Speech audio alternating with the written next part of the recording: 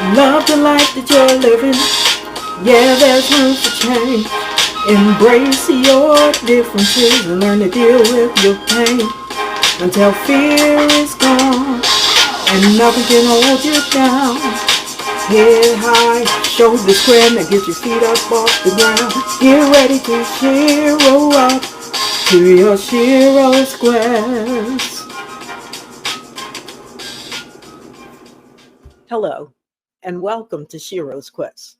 This monthly 1 hour program celebrates the courageous spirit of women who triumph over adversity. I'm your host, Anita Warner, and I'm thrilled to bring you an inspiring lineup of encouraging women who are defying the odds in the face of health and societal challenges. And there's no better way to bring about awareness than the two remarkable ladies that I have joining me today. These ladies have not allowed their breast cancer diagnosis to stop or define them. Instead, they have used their breast cancer diagnosis as a means of living a more gratifying lifestyle. Joining me today from Massachusetts is Gail. She's 32 years into her marriage, has two adult children, and is a proud pet owner. Also with us is Nicole of Delaware. Nicole is a wife of 11 years, a mother of two adult children. She's an author and a health coach. Thank you both for joining me here today. Thank you for having me. Thank you. Okay, now, Gail, what I want to do is focus on your inspiring story. Let's start here. You've been married for 32 years to an Emmy Award winning Boston area news reporter and have spent time in the broadcast industry yourself. Can you share with us how your journey with breast cancer began? Anita, my journey started on Christmas Eve of 2009. I was going to go last minute shopping with a friend of mine, but first I had a mammogram scheduled, the first appointment of the day. So she came with me. So I had the mammogram scheduled because I had found an odd, painful lump under my arm. And I ignored it, as a lot of women do. And it went away. And then a couple of weeks later, it came back. And so I thought that was odd. So I reached out to my doctor. And she had me come in, took a look at me and said, I want you to go for a mammogram and an ultrasound. And this is important. I went that morning with my friend. I had the mammogram. Mammogram looked great. They took me in to do the ultrasound, and I walked out with cancer. The mammogram showed nothing, but the ultrasound detected something in my left breast, and that's what started everything. Okay, that's incredible, Gail. After your diagnosis, what type of emotions did you go through? I first felt stunned. I just didn't know what hit me. And I remember walking out into the room where my friend was waiting. And I said to her, we can't go shopping today. And she said, why not? And I said, because I have breast cancer. And she said, what are you talking about? And I said, they just told me I had breast cancer. And, of course, everything just, I didn't cry. I didn't do any of that. I was so shocked because I thought it was just like a little cyst under my arm. And when the mammogram came back looking good, I thought I was, free and clear. And so we had a dozen people coming to our house for dinner because it was Christmas Eve. And I didn't want to cancel at the last minute because what are all these people going to do? Right. And so I called my husband and I told him he needed to meet me because I didn't want to go home and say it in front of my children. So he met me and got in the car and I told him, and he was as stunned as I was. And we discussed it and decided that we weren't going to say anything to anyone because it was Christmas and we didn't want everyone to be upset and to ruin everything. So we somehow held it together, had the dinner, and nobody was any the wiser. So I kind of, I pulled it off and held it in until the day after Christmas. And that's when I just had to deal with everything that was coming at me. And I remember I said to myself, I'm going to give myself 24 hours to do whatever, scream, yell, cry, sulk. And I did that. I gave myself 24 hours. And then I said, okay, that's enough of that. Now we got to fight. And that's what I did. Okay. That sounds really tough, really, at the time of year that it was, and so much going on at the same time to be able to, that took a lot of strength to be able to get through that particular period, I'm sure. It did, but I had a strong support system in my husband. He was That's right great. there. Yes, yes. Let's check in with Nicole and find out a little bit about her, and then we'll bounce back over to you, Gail. Okay, I thank you so much again for being here with us. Now, Nicole, you've turned your diagnosis into educating and advocating for cancer, even making your way as far to Capitol Hill. Can you tell us more about your journey and the work you've done? Sure. And as Gail was speaking, I'm nodding my head. We have a lot of similarities, so you'll hear a little bit in my story. I did not feel a lump or anything like that. I got up one morning getting ready for work, and I noticed that the breast looked different. So I thought, okay, these are just pajama lines from how I slept the night before. So I went to work, did what I needed to do that evening, came home and, got ready for a shower, got ready for a bed, and the breast still looked different. And I thought, pajama lines don't last all day. Something's not right. I called one of my dearest friends who happens to be a nurse, and I explained to her what I saw. And she said to me, you need to call your OBGYN tomorrow. So when I got to work, I did that. And the first available appointment was a month later. I called my girlfriend. I told her what I was told. She said, call them back and tell them that it's an emergency. And so I was able to get an appointment the next week. And when I did, the OBGYN was concerned. So when I talk about the breast looking different, the breast was pushed in. And the technical name of that is an inverted nipple. Just out of the blue. It was fine. When I went to bed, it wasn't fine when I got up the next morning. So I had to get, I got my mammogram. And I was getting my mammograms regularly. I had to get a biopsy. And, I was getting ready to take a trip. And I said, you know what? I'm not going to schedule this biopsy before my trip. I'm going to wait until I take my trip. I'm going to enjoy my vacation. And, we'll deal with everything once I get back.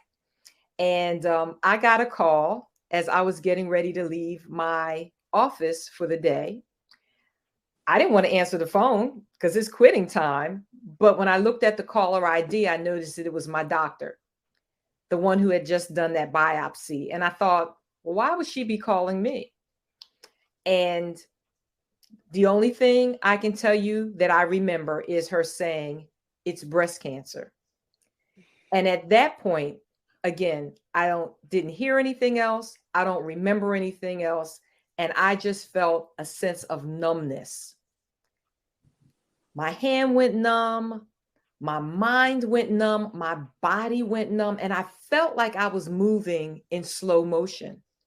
But I knew I needed to get home. I managed to make it to my car. I grabbed the steering wheel, but I couldn't feel anything except for the numbness. I managed to get home. I'm not sure how I got home because the tears were just flowing like a waterfall. And when I got home, walking through the door, just the loudness in the silence, cancer. The diagnosis was very much a surprise for me based on how I had been taking care of myself since high school. So I never drank, I never smoked, I was eating properly and exercising regularly. Cancer, it just didn't make sense. And I will say that I am a woman of faith. And at some point, God got my attention and he reminded me that all of the years that I spent on Separated Street and Divorce Drive, he provided everything that my children and I needed. And I thought, yeah, that's right. If he could do all of that and some, he could handle a breast cancer diagnosis. So at that point, my goal became living by any means necessary. And not only did I get the breast cancer diagnosis, it was an advanced stage diagnosis at that. So I knew that there was purpose in my diagnosis. It just took me a little time to figure out what that purpose was. And I was diagnosed a few days before my daughter's birthday. Wow. So she was approaching her sophomore year in college. My son was a junior, I believe. No, he would have been a senior because of they're 2 years apart. Mm-hmm. And it was like, there's no way I'm going to tell them this before her birthday. So I waited until after her birthday. I did tell my son is older. He handles things. He processes things much differently than the girl. So I told him first, and I waited to tell her until after her birthday. Okay. Now, how did your children actually handle, or how did you tell your children, Gail, about your diagnosis? My husband and I sat them down the day after Christmas and told them that I had been diagnosed, and they were shocked. And I just said to them, because I was having my day of crying and doing what I needed to do to get it out of my system. And I told them that I wanted to keep things as normal as possible in our lives. I didn't want anything interfering with the way we lived our daily lives, getting them to school, doing whatever. I wanted it to happen with as little interference as possible. And so they reacted well. And I think it's because of how my husband and I presented it to them. We didn't present it, oh my God, I've got cancer. It was not a death sentence in my mind. And that's how I presented it. Like, this is not going to kill me. I'm going to do everything I can to get better. And so they kind of went with that. And so for both of you, did it encourage your children to research or to even get involved in the fundraising and things of breast cancer, Nicole? No, not for my children. I'll say my daughter was she just turned 19. Mm-hmm. I told my son first, as I mentioned, he was in South Carolina where he was attending the university there. Mm-hmm. And his thing was like, okay, we've got to beat this. They both had exposure and experience with cancer because their father had prostate cancer. Okay. And they were living with him at the time. So they were familiar with, the treatments and the back and forth. So they had some familiarity. And I remember my son telling me, well, you're just going to have to beat this. My husband, as I refer to him, had already remarried. So my son was like, okay, well, Dad has somebody. I was single at the time. And all of my family lives in the DC area. In terms of parenting, I lost my father at 16. My mother was in a nursing home dealing with Alzheimer's, fighting her own battle. I had a second mom and a third mom who was my spiritual mom. So I was really handling all of this myself. And I will say that my church family really stepped up to the plate to help me.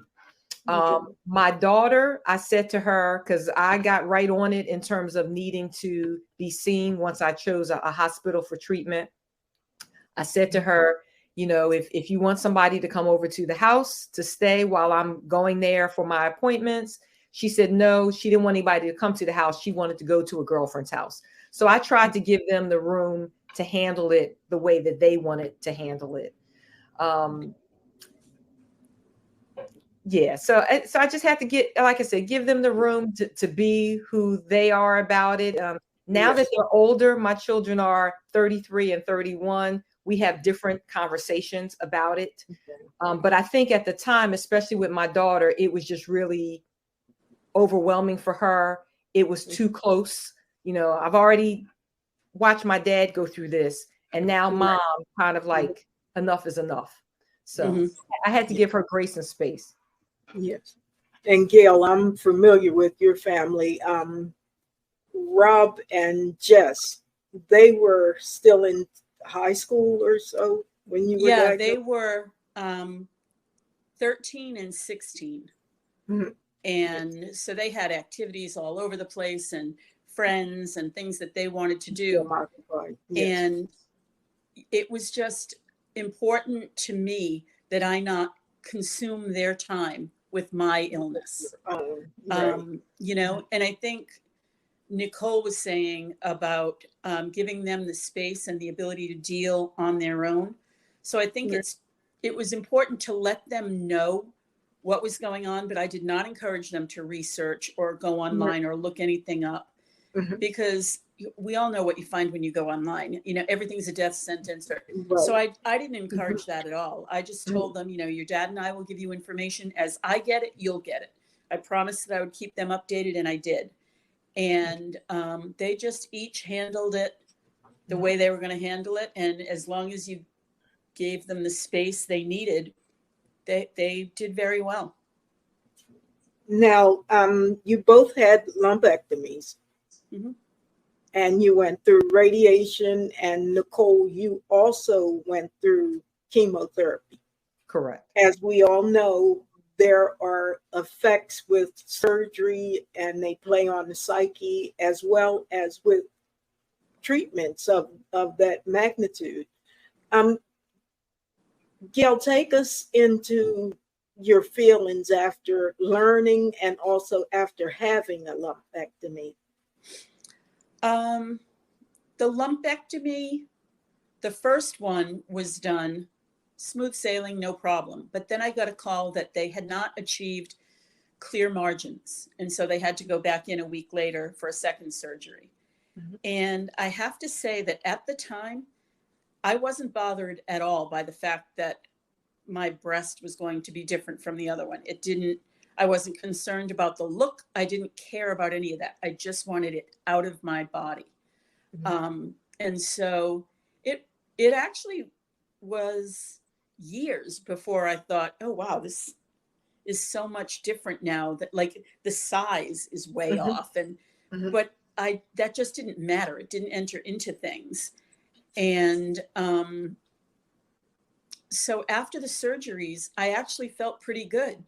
And I think that psychologically, once I had heard that I had cancer, my main goal was just to get it out, because you always hear about, oh, cancer spreading and all this. And I thought, I don't want to leave it in there 1 minute longer than it has to be. Like, let's schedule this and let's go. And so after the lumpectomies, I actually felt better because I felt like it was gone. And any burning sensation or anything from the radiation, because that's high beams that are. It is very strong. I was very fortunate. I didn't suffer any of those burns or anything like that.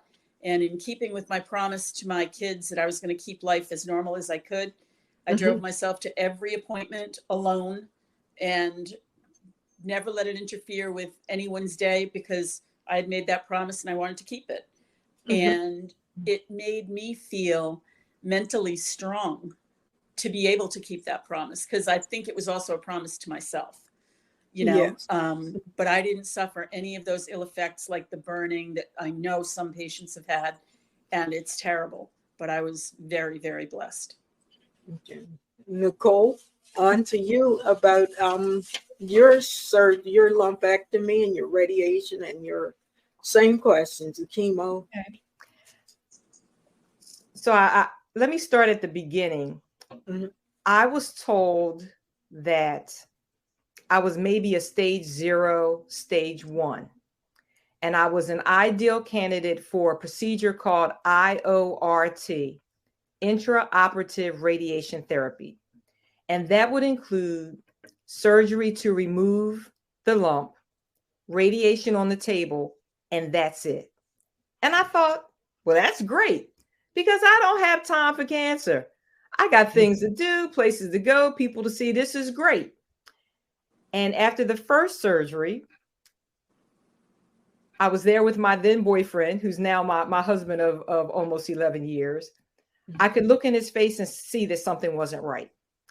And it was then that I found out that the cancer spread beyond what the test results revealed. I went from a stage 0, maybe a 1, all the way to the opposite end to a stage 3C. So now it's an aggressive treatment that's going to start with chemotherapy. So as I went through my breast cancer journey, what was supposed to be a pretty simple treatment time frame went from 6 months to about a year and a half.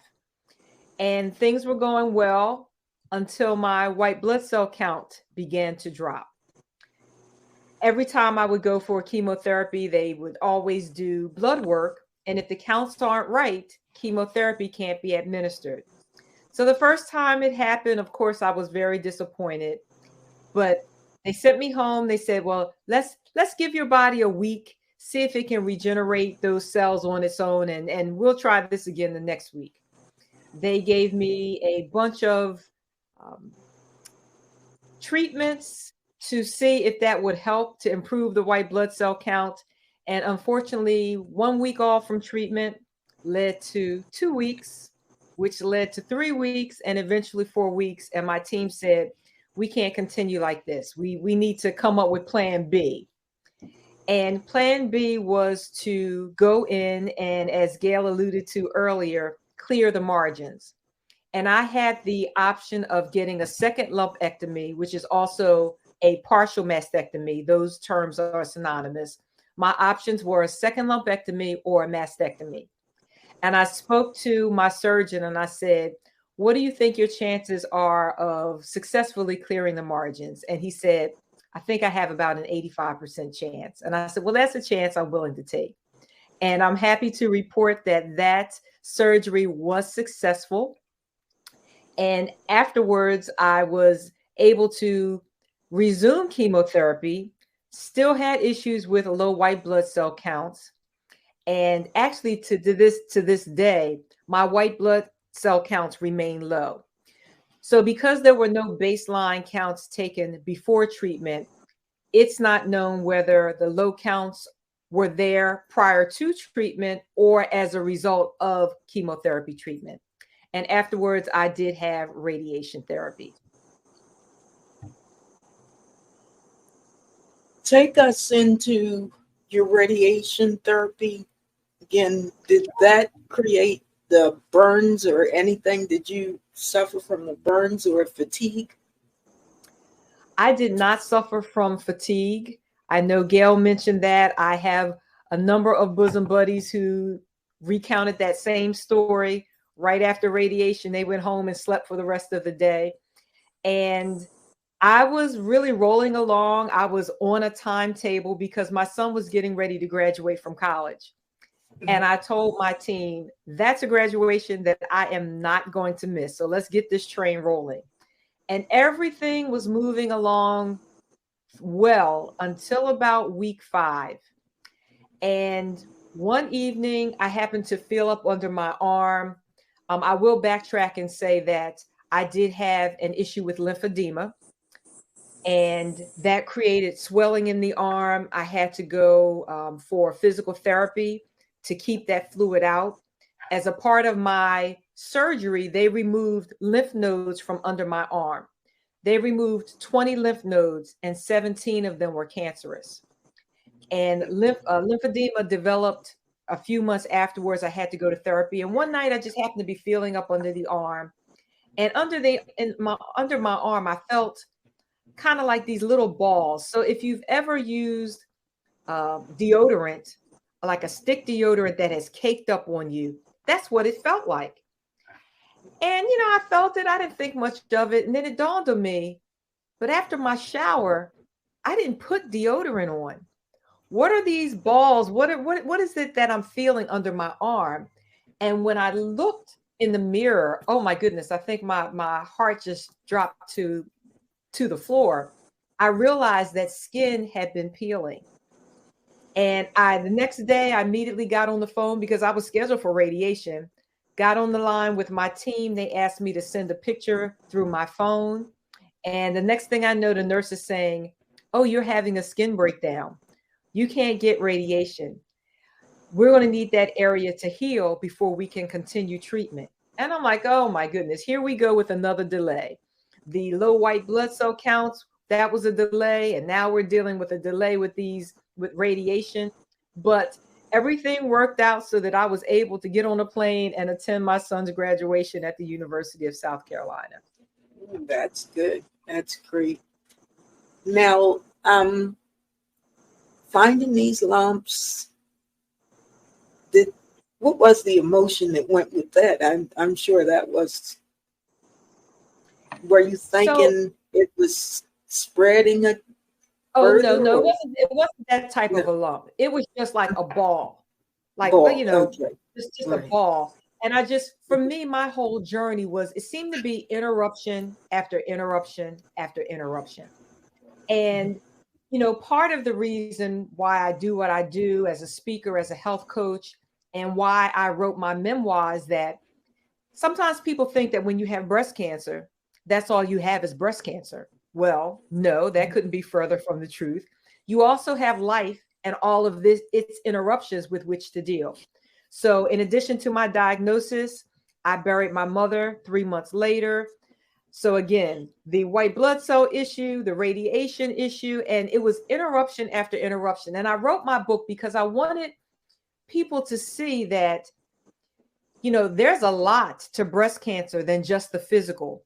We go through a whole lot emotionally, mentally, financially, spiritually, occupationally, relationally.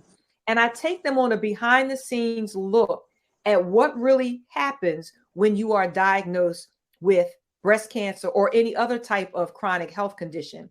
I'll say that for me, some of the people that I thought would be helpful, would be in my corner, when I needed them, they weren't there. I agree. I had friends who I'd known for decades, and we were in regular communication. And once I was diagnosed, it was like poof, they were gone. Yep. And I don't know if it's because people get nervous and they don't know what to say or how to act. I don't really understand what happened, but it hurt because, for me anyway, I valued hearing from people, and we didn't have to talk about my illness, just hearing from them and saying, "Oh, what's going on with your kids? What's doing?" Because I knew there was a connection, and I knew they were calling to see how I was doing without dwelling on it. And so for these people who I'd known for many years to just disappear, I felt bad. I really could have used their support. So I get what you're saying 100%. And I'll also say the flip side, some people that I knew would be there and in some capacity really stepped up to the plate in ways that I could never have imagined. And what I gathered from that is that the breast cancer journey is not for everybody.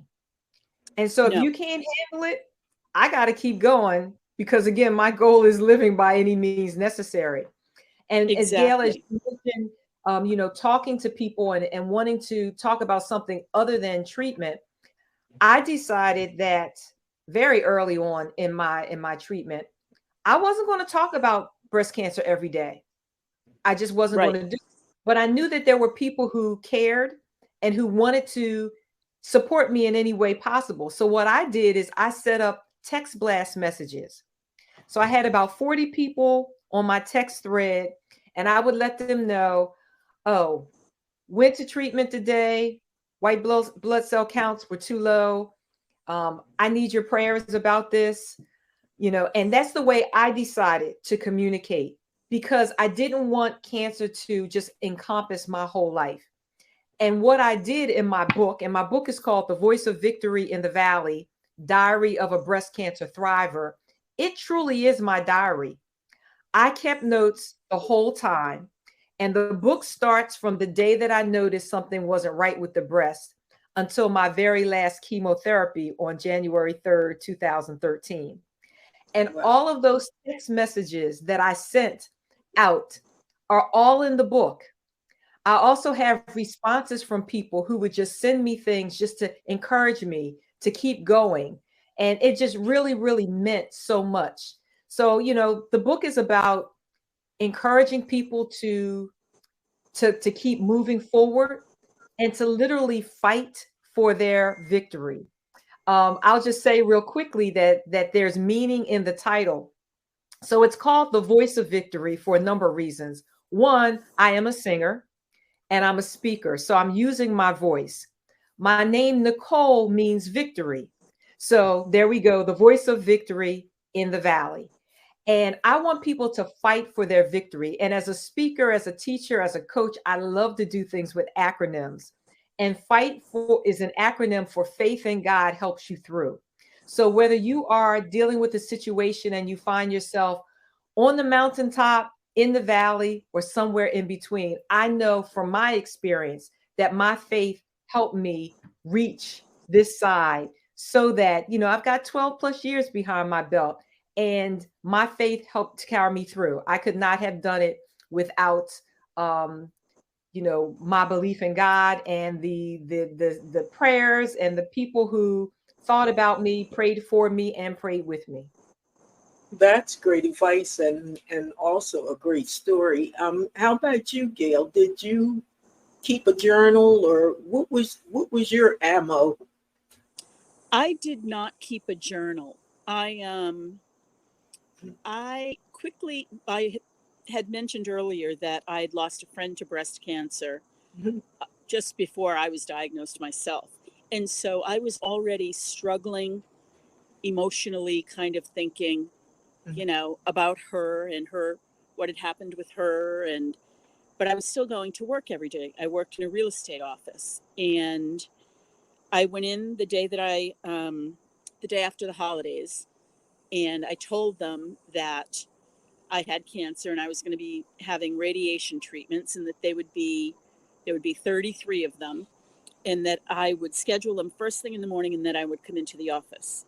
And they politely told me that they weren't interested in having me work there anymore because they really needed someone in that chair to be there for the full day. And so I lost my job that day. And, I came home from work and my husband was there. He was visiting with his dad. And my father in law, after a string of expletives, told me, "You can sue them for that." And I thought long and hard about it, but I decided not to because I had one fight in me, and it was going to be to beat cancer. And so I didn't write I didn't write anything down, and now I wish that I had. But because it seemed at the time that the things I would be writing down would be negative, and I didn't want to reinforce the negativity by putting it down on paper. I didn't want to talk about the loss of my friend, the loss of my job, the lack of respect that came with that. And I just, keeping a journal was not for me. And I'm sorry that I didn't now, but at the time it was just too much. Yeah, Gail, I'm glad you shared that. But again, it's your journey. You have to do it in a way that feels right for you. But for people who are listening and may have encountered a situation similar to Gail's, that's a sure enough lawsuit. When you are diagnosed with something, they have to make reasonable accommodations. And for to be terminated in a way like that, I mean, it's not like you said, I'm going to radiation or I'm going out on FMLA. I'll see you when I finish. You said, I'm going to go to radiation in the morning and then come back and do my job. So, and sometimes people, I think they don't think about, well, what if that had been me? How would I feel? How would I manage? You were fortunate enough to have a husband with a job, Yes. but Yes. many survivors aren't in that position. Right. And they are terminated like that, and they don't know what their rights are. They don't know that there are organizations available to help you, because you want to not only have a good life, you want to have a good quality of life. And that's one of Absolutely. the things that people don't realize. Cancer doesn't just impact you physically, it can impact you financially when somebody terminates you, or when you find out that your insurance will cover XYZ, but they won't cover this supplement or this alternative treatment. It really can, for some people, bankrupt them. Oh, absolutely. And like you said, Nicole, if it wasn't for the fact that I was on my husband's health insurance, if I didn't have him, I would have been out of work with no insurance and a potentially fatal disease. How do you win? Right. And so people who don't have the things that they need, like insurance and a job and things like that, how are they supposed to be able to give their all to recovering from this illness when they've got all this other stuff swimming around in their heads? I don't know how people do it. And that's one of the things that we advocate for whenever we make trips to Capitol Hill. I want my representatives to know that, there are faces when they when they read things in black and white, that there are women and men who are going through this. And those bills that are collecting on your desk, collecting dust as they pile up, there are people who need the help. They need you to push this legislation forward. There are things that are happening with employers. There are things that are happening with insurance where, for example, they will pay for, a company may pay for, an insurance company may pay for intravenous chemotherapy, but they won't pay for the chemo pill because it's considered a prescription. But if you think about it, in terms of your recovery, for most people, you'd be much more comfortable at home recovering than making a trip that could be, for example, like me, an hour each way to sit 3 and 4 and 5 hours in a chemo chair. But because of these little nuances in insurance policies, they'll pay for one and not pay for the other. You might be someone who lives in a remote part of the country where to get to your treatment center, it might take 3 hours. Why not pay for the pill so that they can get the same treatment at home? So those are the type of things that we are fighting for, advocating for when ambassadors like myself speak on Capitol Hill. How did you become an ambassador, Nicole? Just getting involved in with the local cancer hospital here in Delaware, with other cancer support organizations. They are out there. You don't have to even go in person anymore, especially after COVID. So many things went online, and there are organizations there to support you in whatever way or ways work for you. So if you're not ready to fundraise and do an event, don't do it. But maybe you could be connected to an organization where they're praying for other survivors, or whether they are just taking names and numbers. There's a place for everybody in it. And everybody's calling is not to be up front in Capitol Hill. That might be scarier than cancer treatment for many people, public speaking. But that's my level of comfort. I know that that's a calling in my life. So I'm able to do that.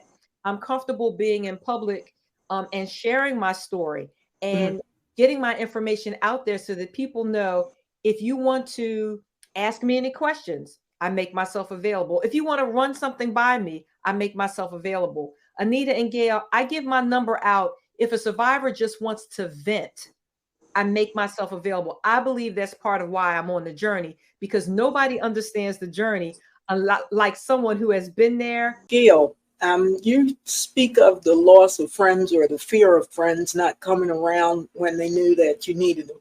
You're a pet owner. How did your pet at the time, did it sense that you were not feeling well or you were different from before? Because pets have a lot of smarts to them. They do. And at the time, we had our black lab, Molly. And if she sensed something, I didn't know it ahead of time. But after I had the surgeries, she was so gentle with me. She wouldn't jump up with me in the bed or step on me because we were very playful. Mhm. And I believe that she sensed that something was different.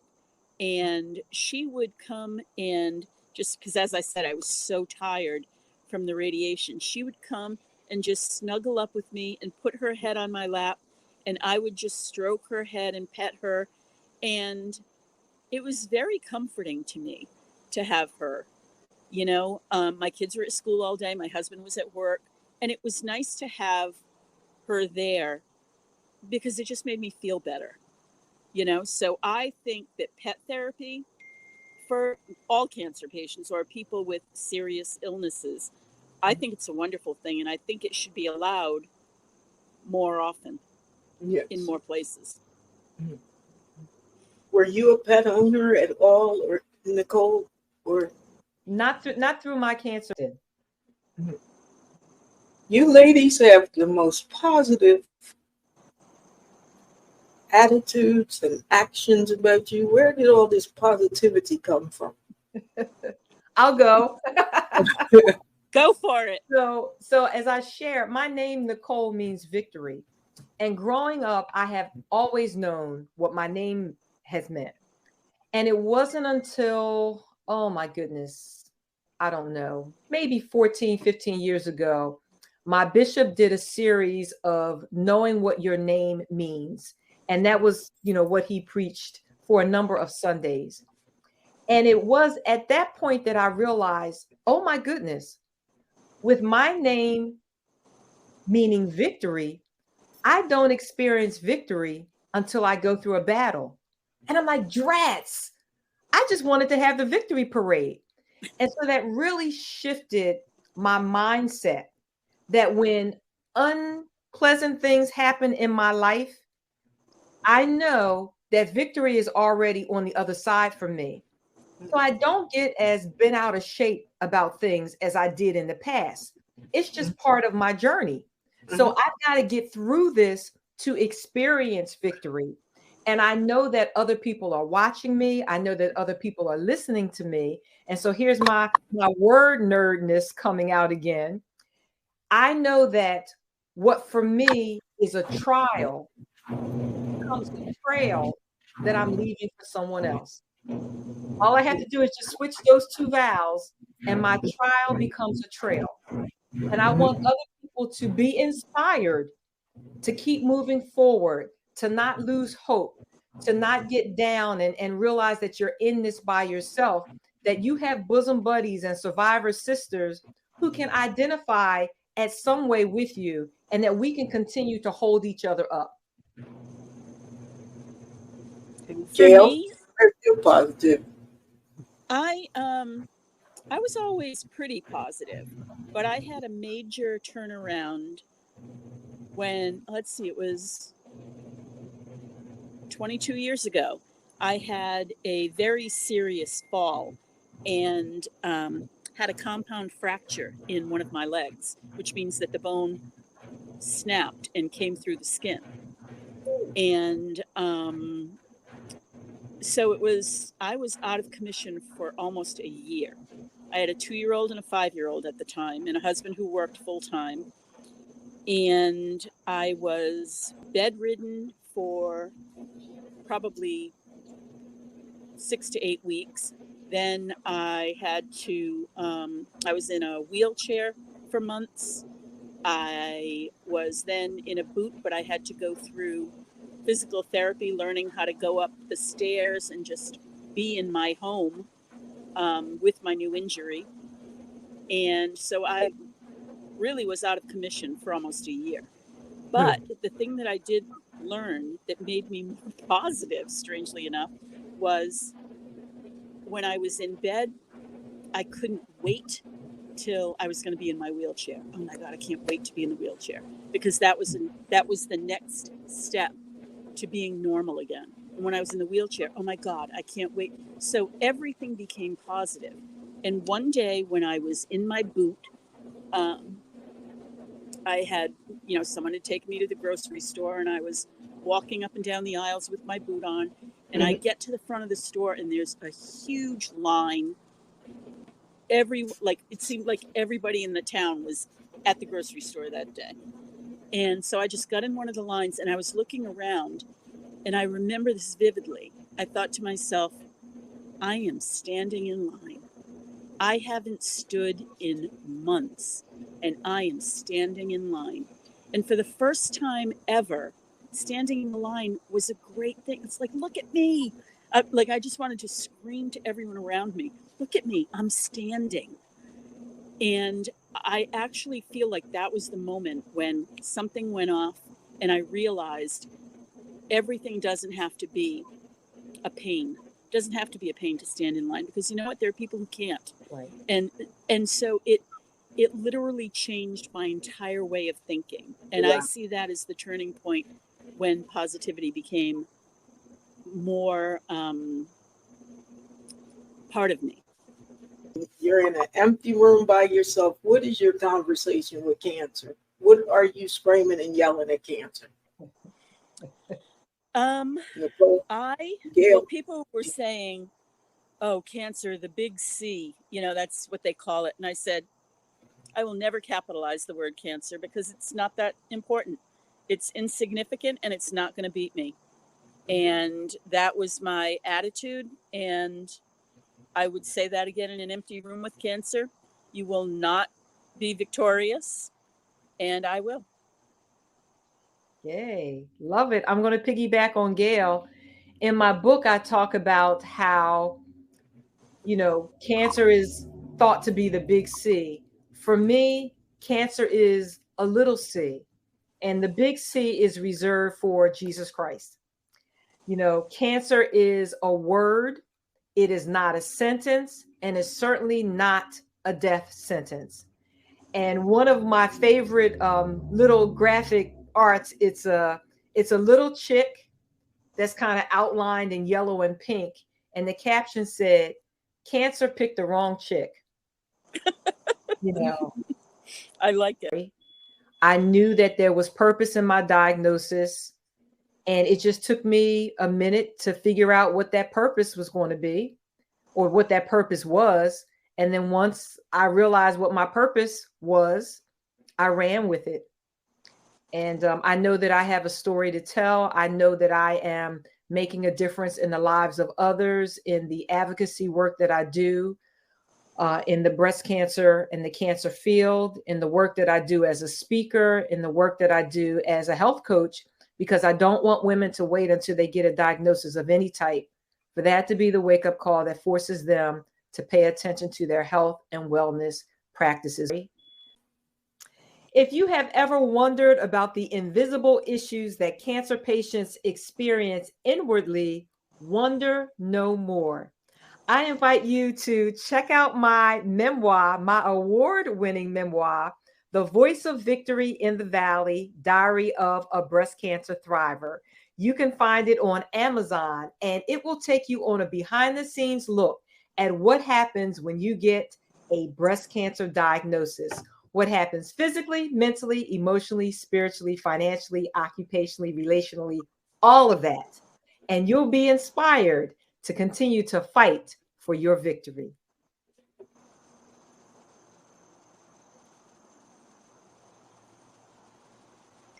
If you'd like to speak with me to find out what I offer in terms of a health coach or my availability as a speaker for your group or organization, reach out to me. Check out my website, ahealthcoachforme.com. Just submit your information in the box that's there. Survivors, I'm happy to speak with you. And if you'd like to improve your health and wellness, let's have a complimentary chat. ahealthcoachforme.com, inspiring you to make change one step at a time. The life that you're living, yeah, there's room for change. Embrace your differences and learn to deal with your pain until fear is gone and nothing can hold you down. Head high, shoulders square, now get your feet up off the ground. Get ready to Shero up to your Shero Squares.